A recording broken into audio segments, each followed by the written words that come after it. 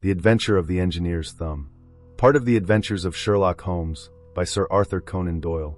Of all the problems which have been submitted to my friend, Mr. Sherlock Holmes, for solution during the years of our intimacy, there were only two which I was the means of introducing to his notice: that of Mr. Hatherley's thumb, and that of Colonel Warburton's madness.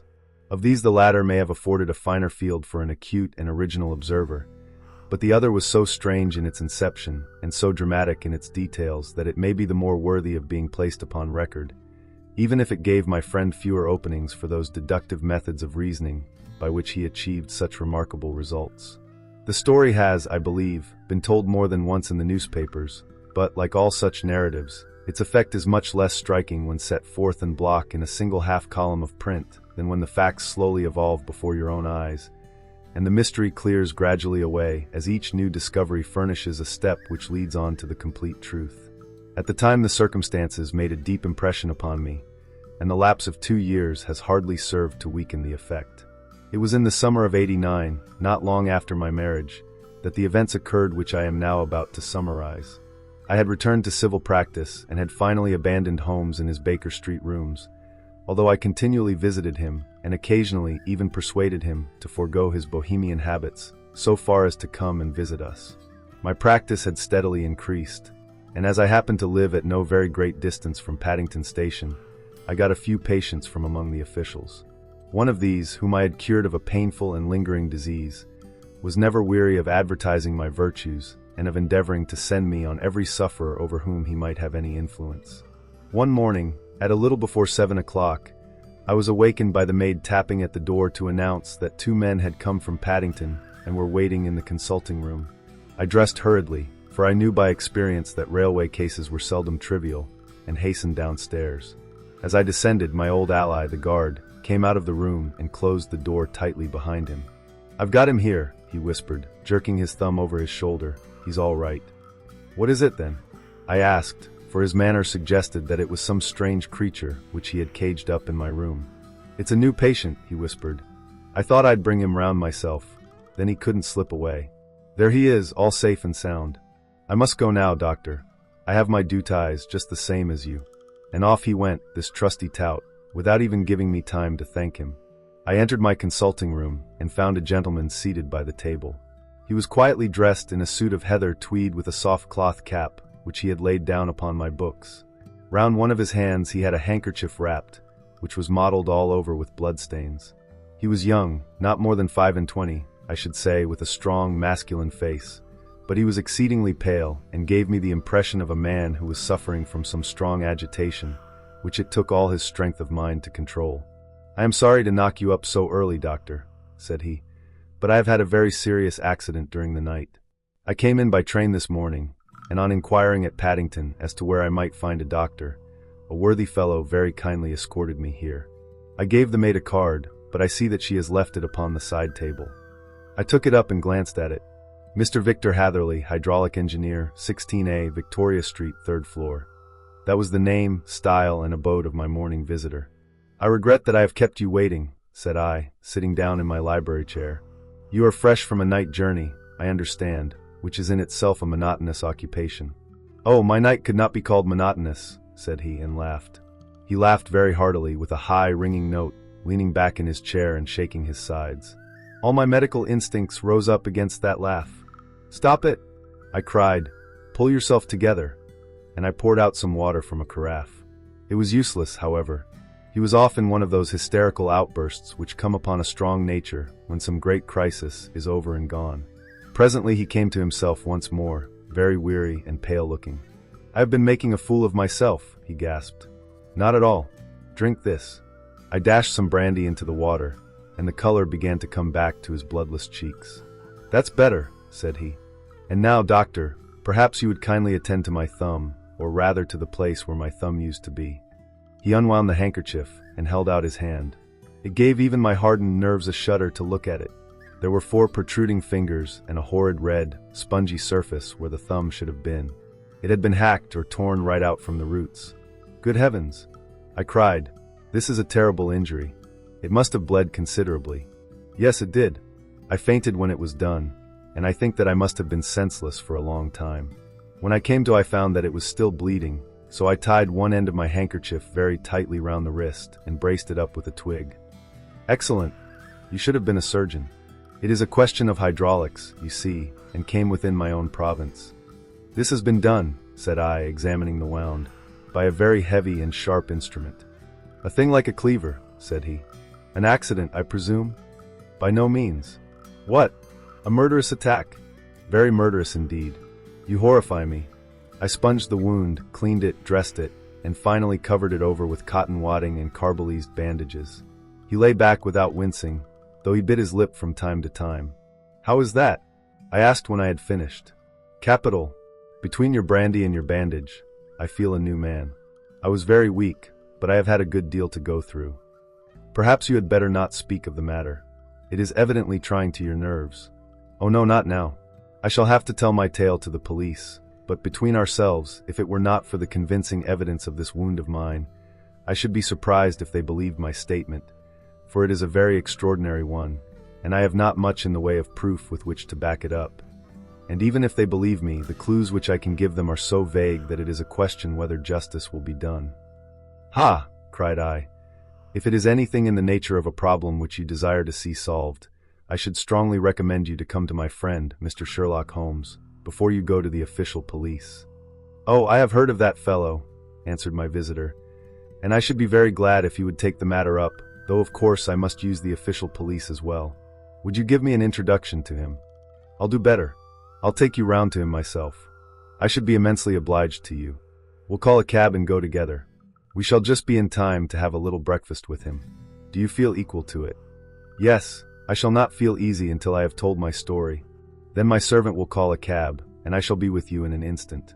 I rushed upstairs, explained the matter shortly to my wife, and in 5 minutes was inside a hansom, driving with my new acquaintance to Baker Street.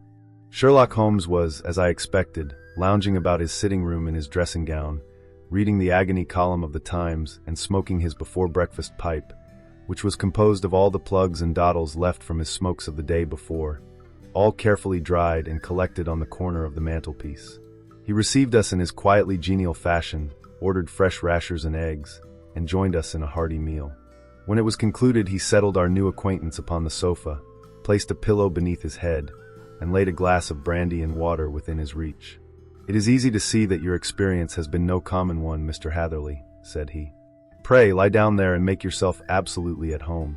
Tell us what you can, but stop when you are tired and keep up your strength with a little stimulant. Thank you, said my patient, but I have felt another man since the doctor bandaged me, and I think that your breakfast has completed the cure. I shall take up as little of your valuable time as possible, so I shall start at once upon my peculiar experiences. Holmes sat in his big armchair with the weary, heavy-lidded expression which veiled his keen and eager nature, while I sat opposite to him, and we listened in silence to the strange story which our visitor detailed to us. You must know, said he, that I am an orphan and a bachelor, residing alone in lodgings in London. By profession I am a hydraulic engineer, and I have had considerable experience of my work during the 7 years that I was apprenticed to Venner and Matheson, the well-known firm of Greenwich. 2 years ago, having served my time, and having also come into a fair sum of money through my poor father's death, I determined to start in business for myself and took professional chambers in Victoria Street. I suppose that everyone finds his first independent start in business a dreary experience. To me it has been exceptionally so. During 2 years I have had 3 consultations and 1 small job, and that is absolutely all that my profession has brought me. My gross takings amount to £27.10. Every day, from 9 in the morning until 4 in the afternoon, I waited in my little den, until at last my heart began to sink, and I came to believe that I should never have any practice at all. Yesterday, however, just as I was thinking of leaving the office, my clerk entered to say there was a gentleman waiting who wished to see me upon business. He brought up a card, too, with the name of Colonel Lysander Stark engraved upon it. Close at his heels came the colonel himself, a man rather over the middle size, but of an exceeding thinness. I do not think that I have ever seen so thin a man. His whole face sharpened away into nose and chin, and the skin of his cheeks was drawn quite tense over his outstanding bones. Yet this emaciation seemed to be his natural habit, and due to no disease, for his eye was bright, his step brisk, and his bearing assured. He was plainly but neatly dressed, and his age, I should judge, would be nearer 40 than 30. "Mr. Hatherley," said he, with something of a German accent. "You have been recommended to me, Mr. Hatherley, as being a man who is not only proficient in his profession, but is also discreet and capable of preserving a secret." I bowed, feeling as flattered as any young man would at such an address. "May I ask who it was who gave me so good a character?" "Well, perhaps it is better that I should not tell you that just at this moment. I have it from the same source that you are both an orphan and a bachelor, and are residing alone in London." "That is quite correct," I answered, "but you will excuse me if I say that I cannot see how all this bears upon my professional qualifications. I understand that it was on a professional matter that you wished to speak to me." "Undoubtedly so, but you will find that all I say is really to the point. I have a professional commission for you, but absolute secrecy is quite essential. Absolute secrecy, you understand, and of course we may expect that more from a man who is alone than from one who lives in the bosom of his family." "If I promise to keep a secret," said I, "you may absolutely depend upon my doing so." He looked very hard at me as I spoke, and it seemed to me that I had never seen so suspicious and questioning an eye. "Do you promise, then?" said he at last. "Yes, I promise." "Absolute and complete silence before, during, and after? No reference to the matter at all, either in word or writing?" "I have already given you my word." "Very good." He suddenly sprang up, and darting like lightning across the room, he flung open the door. The passage outside was empty. "That's all right," said he, coming back. "I know that clerks are sometimes curious as to their master's affairs. Now we can talk in safety." He drew up his chair very close to mine, and began to stare at me again with the same questioning and thoughtful look. A feeling of repulsion, and of something akin to fear, had begun to rise within me at the strange antics of this fleshless man. Even my dread of losing a client could not restrain me from showing my impatience. "I beg that you will state your business, sir," said I. "My time is of value." Heaven forgive me for that last sentence, but the words came to my lips. "How would 50 guineas for a night's work suit you?" he asked. "Most admirably. I say a night's work, but an hour's would be nearer the mark. I simply want your opinion about a hydraulic stamping machine, which has got out of gear. If you show us what is wrong, we shall soon set it right ourselves. What do you think of such a commission as that? The work appears to be light, and the pay munificent." "Precisely so. We shall want you to come tonight by the last train." "Where to?" "To Ayford in Berkshire. It is a little place near the borders of Oxfordshire, and within 7 miles of Reading. There is a train from Paddington, which would bring you there at about 11:15. "Very good. I shall come down in a carriage to meet you." "There is a drive, then?" "Yes, our little place is quite out in the country. It is a good 7 miles from Ayford station." "Then we can hardly get there before midnight. I suppose there would be no chance of a train back. I should be compelled to stop the night." "Yes, we could easily give you a shakedown." "That is very awkward. Could I not come at some more convenient hour?" "We have judged it best that you should come late. It is to recompense you for any inconvenience that we are paying to you, a young and unknown man, a fee which would buy an opinion from the very heads of your profession. Still, of course, if you would like to draw out of the business, there is plenty of time to do so." I thought of the 50 guineas, and of how very useful they would be to me. "Not at all," said I. "I shall be very happy to accommodate myself to your wishes. I should like, however, to understand a little more clearly what it is that you wish me to do." "Quite so. It is very natural that the pledge of secrecy, which we have exacted from you, should have aroused your curiosity. I have no wish to commit you to anything without your having it all laid before you. I suppose that we are absolutely safe from eavesdroppers." "Entirely. Then the matter stands thus. You are probably aware that Fuller's Earth is a valuable product, and that it is only found in 1 or 2 places in England." "I have heard so. Some little time ago I bought a small place, a very small place, within 10 miles of Reading. I was fortunate enough to discover that there was a deposit of Fuller's Earth in one of my fields. On examining it, however, I found that this deposit was a comparatively small one, and that it formed a link between 2 very much larger ones upon the right and left, both of them, however, in the grounds of my neighbors. These good people were absolutely ignorant that their land contained that which was quite as valuable as a gold mine. Naturally, it was to my interest to buy their land before they discovered its true value, but unfortunately I had no capital by which I could do this. I took a few of my friends into the secret, however, and they suggested that we should quietly and secretly work our own little deposit, and that in this way we should earn the money which would enable us to buy the neighboring fields. This we have now been doing for some time, and in order to help us in our operations, we erected a hydraulic press. This press, as I have already explained, has got out of order, and we wish your advice upon the subject. We guard our secret very jealously, however, and if it once became known that we had hydraulic engineers coming to our little house, it would soon rouse inquiry, and then if the facts came out, it would be goodbye to any chance of getting these fields and carrying out our plans. That is why I have made you promise me that you will not tell a human being that you are going to Ayford tonight. I hope that I make it all plain. I quite follow you, said I. The only point which I could not quite understand was what use you could make of a hydraulic press in excavating fuller's earth, which, as I understand, is dug out like gravel from a pit. Ah, said he carelessly, we have our own process. We compress the earth into bricks, so as to remove them without revealing what they are. But that is a mere detail. I have taken you fully into my confidence now, Mr. Hatherley, and I have shown you how I trust you. He rose as he spoke. I shall expect you, then, at Ayford at 11:15. I shall certainly be there, and not a word to a soul. He looked at me with a last long, questioning gaze, and then, pressing my hand in a cold, dank grasp, he hurried from the room. Well, when I came to think it all over in cool blood, I was very much astonished, as you may both think, at this sudden commission which had been entrusted to me. On the one hand, of course, I was glad, for the fee was at least tenfold what I should have asked had I set a price upon my own services, and it was possible that this order might lead to other ones. On the other hand, the face and manner of my patron had made an unpleasant impression upon me, and I could not think that his explanation of the fuller's earth was sufficient to explain the necessity for my coming at midnight, and his extreme anxiety lest I should tell anyone of my errand. However, I threw all fears to the winds, ate a hearty supper, drove to Paddington, and started off, having obeyed to the letter the injunction as to holding my tongue. At Reading I had to change not only my carriage but my station. However, I was in time for the last train to Ayford, and I reached the little dim-lit station after 11 o'clock. I was the only passenger who got out there, and there was no one upon the platform save a single sleepy porter with a lantern.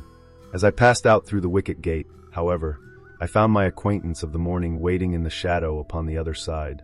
Without a word he grasped my arm and hurried me into a carriage, the door of which was standing open. He drew up the windows on either side, tapped on the woodwork, and away we went as fast as the horse could go. "One horse?" interjected Holmes. "Yes, only one. Did you observe the color?" "Yes, I saw it by the side lights when I was stepping into the carriage. It was a chestnut. Tired looking or fresh?" "Oh, fresh and glossy. Thank you.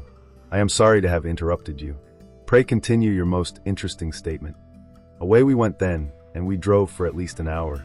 Colonel Lysander Stark had said that it was only 7 miles, but I should think, from the rate that we seemed to go, and from the time that we took, that it must have been nearer 12. He sat at my side in silence all the time, and I was aware, more than once when I glanced in his direction, that he was looking at me with great intensity. The country roads seemed to be not very good in that part of the world, for we lurched and jolted terribly. I tried to look out of the windows to see something of where we were, but they were made of frosted glass, and I could make out nothing save the occasional bright blur of a passing light. Now and then I hazarded some remark to break the monotony of the journey, but the colonel answered only in monosyllables, and the conversation soon flagged. At last, however, the bumping of the road was exchanged for the crisp smoothness of a gravel drive, and the carriage came to a stand. Colonel Lysander Stark sprang out, and as I followed after him, pulled me swiftly into a porch which gaped in front of us. We stepped, as it were, right out of the carriage and into the hall, so that I failed to catch the most fleeting glance of the front of the house. The instant that I had crossed the threshold, the door slammed heavily behind us, and I heard faintly the rattle of the wheels as the carriage drove away. It was pitch dark inside the house, and the colonel fumbled about looking for matches and muttering under his breath. Suddenly a door opened at the other end of the passage, and a long, golden bar of light shot out in our direction. It grew broader, and a woman appeared with a lamp in her hand, which she held above her head, pushing her face forward and peering at us. I could see that she was pretty, and from the gloss with which the light shone upon her dark dress, I knew that it was a rich material. She spoke a few words in a foreign tongue in a tone as though asking a question, and when my companion answered in a gruff monosyllable, she gave such a start that the lamp nearly fell from her hand. Colonel Stark went up to her, whispered something in her ear, and then, pushing her back into the room from whence she had come, he walked towards me again with the lamp in his hand. "Perhaps you will have the kindness to wait in this room for a few minutes," said he. throwing open another door. It was a quiet, little, plainly furnished room, with a round table in the center, on which several German books were scattered. Colonel Stark laid down the lamp on the top of a harmonium beside the door. "I shall not keep you waiting an instant," said he, and vanished into the darkness. I glanced at the books upon the table, and in spite of my ignorance of German, I could see that 2 of them were treatises on science, the others being volumes of poetry. Then I walked across to the window, hoping that I might catch some glimpse of the countryside, but an oak shutter, heavily barred, was folded across it. It was a wonderfully silent house. There was an old clock ticking loudly somewhere in the passage, but otherwise everything was deadly still. A vague feeling of uneasiness began to steal over me. Who were these German people, and what were they doing living in this strange, out-of-the-way place? And where was the place? I was 10 miles or so from Aford. That was all I knew, but whether north, south, east, or west I had no idea. For that matter, Reading and possibly other large towns were within that radius, so the place might not be so secluded after all. Yet it was quite certain, from the absolute stillness, that we were in the country. I paced up and down the room, humming a tune under my breath to keep up my spirits and feeling that I was thoroughly earning my 50-guinea fee. Suddenly, without any preliminary sound in the midst of the utter stillness, the door of my room swung slowly open. The woman was standing in the aperture, the darkness of the hall behind her, the yellow light from my lamp beating upon her eager and beautiful face. I could see at a glance that she was sick with fear, and the sight sent a chill to my own heart. She held up one shaking finger to warn me to be silent, and she shot a few whispered words of broken English at me, her eyes glancing back, like those of a frightened horse, into the gloom behind her. "I would go," said she, trying hard, as it seemed to me, to speak calmly. "I would go. I should not stay here.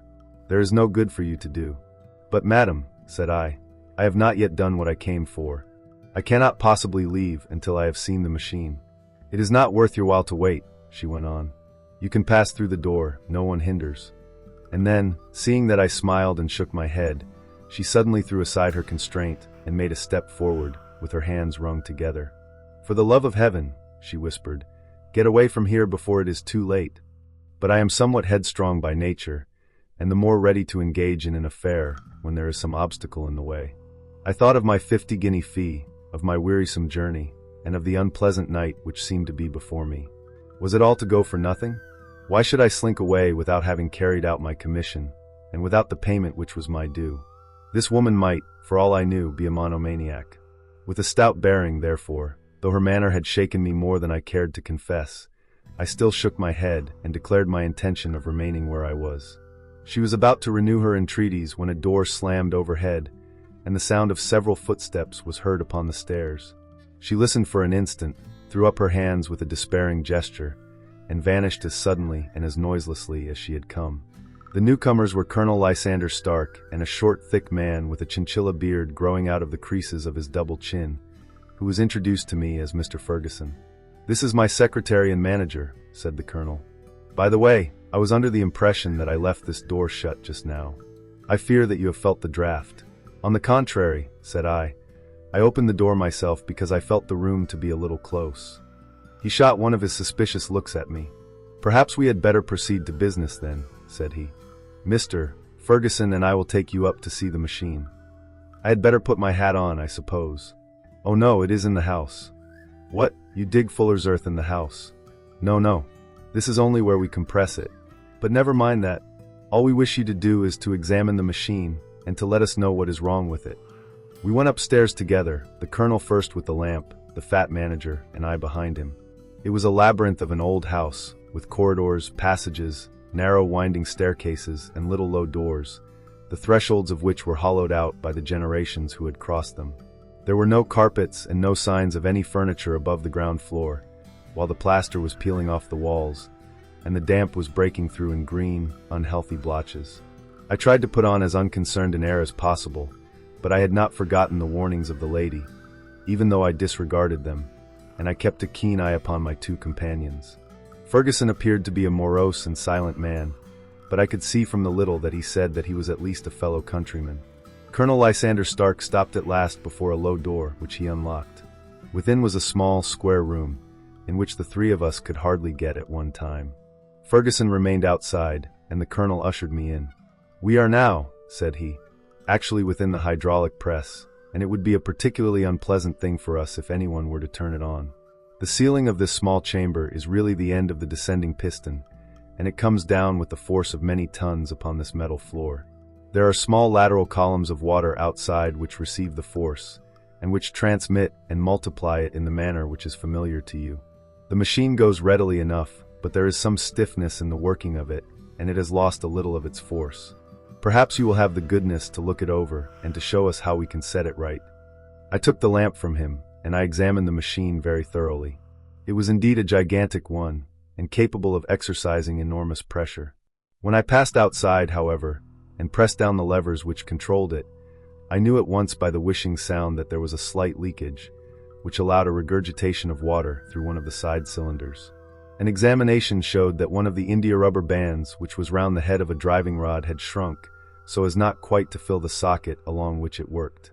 This was clearly the cause of the loss of power, and I pointed it out to my companions, who followed my remarks very carefully and asked several practical questions as to how they should proceed to set it right.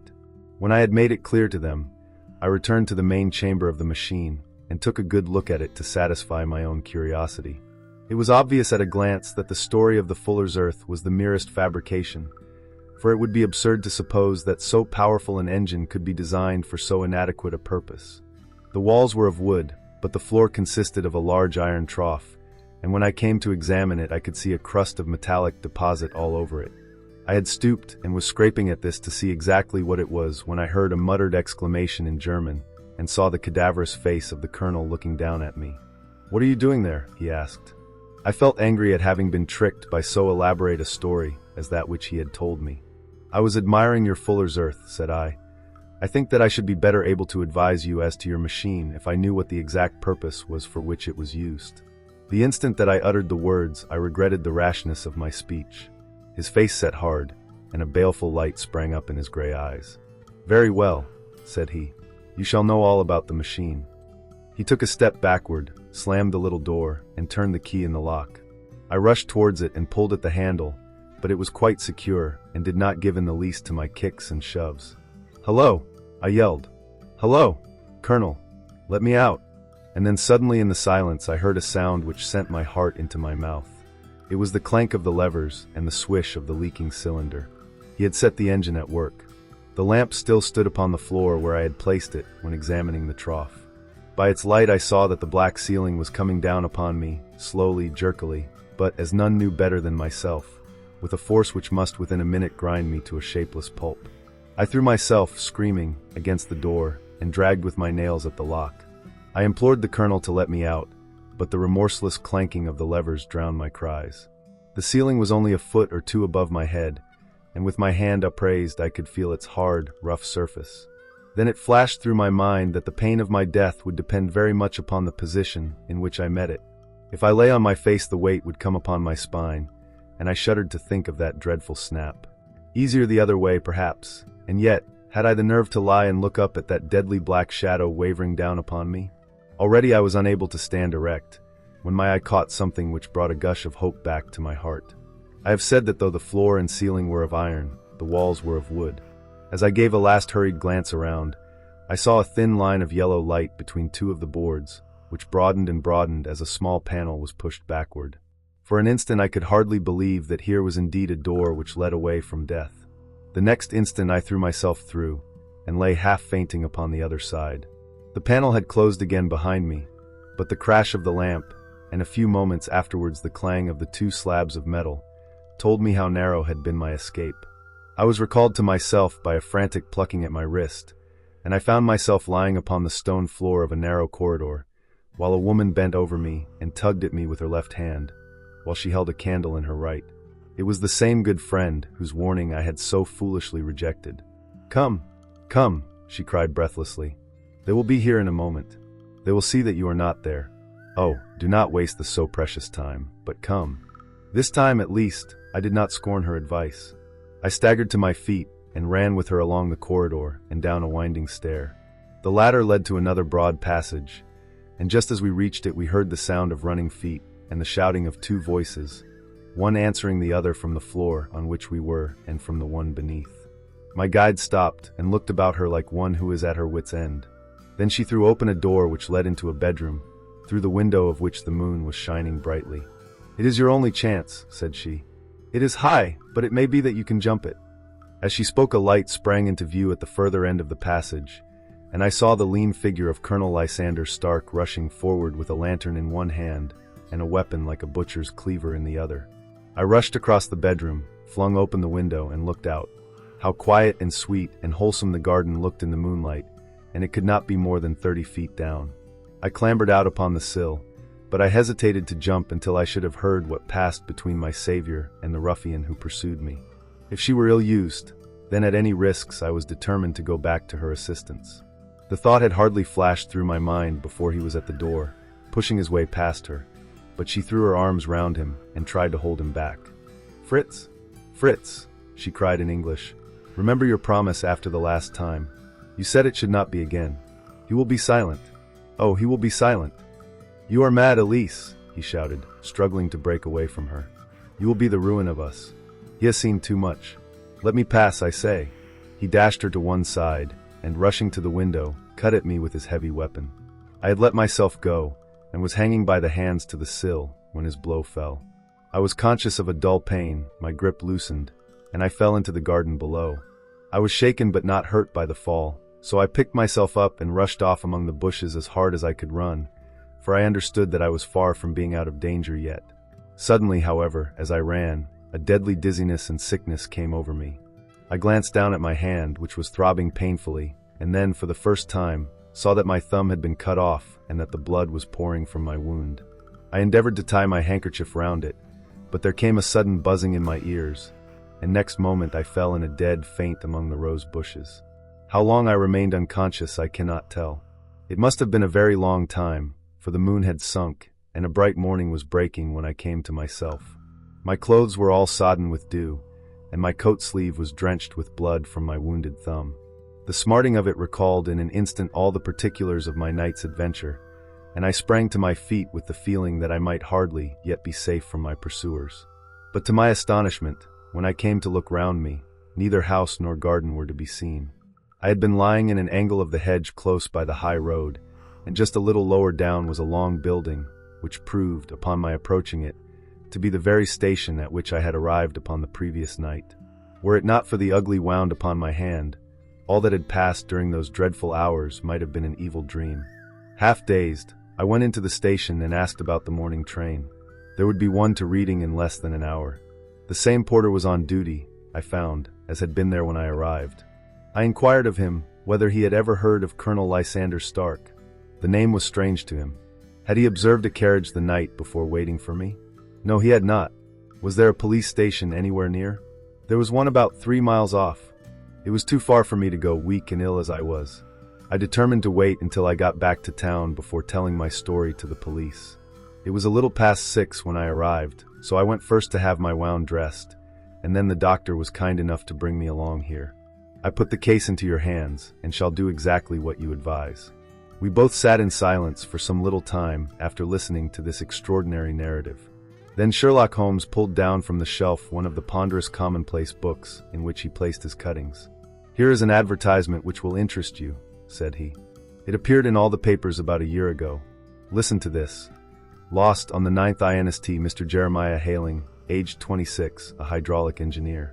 Left his lodgings at 10 o'clock at night and has not been heard of since. Was dressed in, etc., etc. Ha! That represents the last time that the colonel needed to have his machine overhauled, I fancy." "Good heavens!" cried my patient. "Then that explains what the girl said. Undoubtedly. It is quite clear that the colonel was a cool and desperate man, who was absolutely determined that nothing should stand in the way of his little game, like those out-and-out pirates who will leave no survivor from a captured ship.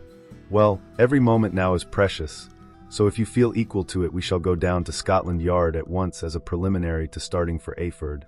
Some 3 hours or so afterwards we were all in the train together, bound from Reading to the little Berkshire village. There were Sherlock Holmes, the hydraulic engineer, Inspector Bradstreet, of Scotland Yard, a plainclothes man, and myself. Bradstreet had spread an ordnance map of the county out upon the seat, and was busy with his compasses drawing a circle with Ayford for its center. "There you are," said he. That circle is drawn at a radius of 10 miles from the village. The place we want must be somewhere near that line. You said 10 miles, I think, sir. It was an hour's good drive. And you think that they brought you back all that way when you were unconscious? They must have done so. I have a confused memory, too, of having been lifted and conveyed somewhere. What I cannot understand, said I, is why they should have spared you when they found you lying fainting in the garden. Perhaps the villain was softened by the woman's entreaties. I hardly think that likely. I never saw a more inexorable face in my life. Oh, we shall soon clear up all that, said Bradstreet. Well, I have drawn my circle, and I only wish I knew at what point upon it the folk that we are in search of are to be found. I think I could lay my finger on it, said Holmes quietly. Really now, cried the inspector. You have formed your opinion. Come, now we shall see who agrees with you. I say it is south, for the country is more deserted there. And I say east, said my patient. I am for west, remarked the plainclothes man. There are several quiet little villages up there. And I am for north, said I, because there are no hills there, and our friend says that he did not notice the carriage go up any. Come, cried the inspector, laughing. It's a very pretty diversity of opinion. We have boxed the compass among us. Who do you give your casting vote to? You are all wrong. But we can all be. Oh yes, you can. This is my point. He placed his finger in the center of the circle. This is where we shall find them. But the 12-mile drive, gasped Hatherley. 6 out and 6 back. Nothing simpler. You say yourself that the horse was fresh and glossy when you got in. How could it be that if it had gone 12 miles over heavy roads? Indeed, it is a likely ruse enough, observed Bradstreet thoughtfully. Of course there can be no doubt as to the nature of this gang. None at all, said Holmes. They are coiners on a large scale, and have used the machine to form the amalgam which has taken the place of silver. We have known for some time that a clever gang was at work, said the inspector. They have been turning out half-crowns by the thousand. We even traced them as far as Reading, but could get no farther, for they had covered their traces in a way that showed that they were very old hands. But now, thanks to this lucky chance, I think that we have got them right enough. But the inspector was mistaken, for those criminals were not destined to fall into the hands of justice. As we rolled into Ayford Station, we saw a gigantic column of smoke which streamed up from behind a small clump of trees in the neighborhood and hung like an immense ostrich feather over the landscape. A house on fire? Asked Bradstreet as the train steamed off again on its way. Yes, sir, said the station master. When did it break out? I hear that it was during the night, sir, but it has got worse, and the whole place is in a blaze. Whose house is it? Dr. Betcher's. Tell me, broke in the engineer, is Dr. Betcher a German, very thin, with a long, sharp nose? The station master laughed heartily. No, sir, Dr. Betcher is an Englishman, and there isn't a man in the parish who has a better-lined waistcoat. But he has a gentleman staying with him, a patient, as I understand, who is a foreigner, and he looks as if a little good Berkshire beef would do him no harm. The station master had not finished his speech before we were all hastening in the direction of the fire. The road topped a low hill, and there was a great widespread whitewashed building in front of us, spouting fire at every chink and window, while in the garden in front 3 fire engines were vainly striving to keep the flames under. That's it, cried Hatherley in intense excitement. There is the gravel drive, and there are the rose bushes where I lay. That second window is the one that I jumped from. Well, at least, said Holmes, you have had your revenge upon them. There can be no question that it was your oil lamp which, when it was crushed in the press, set fire to the wooden walls, though no doubt they were too excited in the chase after you to observe it at the time. Now keep your eyes open in this crowd for your friends of last night, though I very much fear that they are a good 100 miles off by now. And Holmes' fears came to be realized, for from that day to this no word has ever been heard either of the beautiful woman, the sinister German, or the morose Englishman. Early that morning a peasant had met a cart containing several people and some very bulky boxes driving rapidly in the direction of Reading, but there all traces of the fugitives disappeared, and even Holmes' ingenuity failed ever to discover the least clue as to their whereabouts. The firemen had been much perturbed at the strange arrangements which they had found within, and still more so by discovering a newly severed human thumb upon a windowsill of the second floor. About sunset, however, their efforts were at last successful, and they subdued the flames, but not before the roof had fallen in, and the whole place been reduced to such absolute ruin that, save some twisted cylinders and iron piping, not a trace remained of the machinery which had cost our unfortunate acquaintance so dearly.